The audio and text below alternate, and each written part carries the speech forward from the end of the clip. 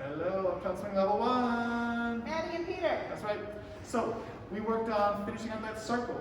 So we had 1, 2, 3, 4, 5, 6, 7, 8. I had the leaders practice. 1, 2, 3, and 4, and then 5, 6, 7, 8. The big point we made was if you get turned around enough, 5, 6, 7, 8. You can take your right side back, and then you don't have to do a lot with your arms. Just hold on to your partner. If the followers are willing to be super patient, that should work. Then we did beginnings of a swing out. Look like this. Rock, step, triple step, step, step, triple step. I had the leaders try.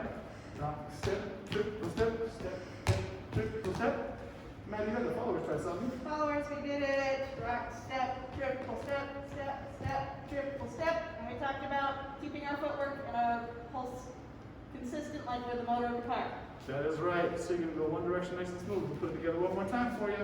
Hey, ha, ha, ha, ha, ha, ha. That's it. We'll connect more things next week. Thank you.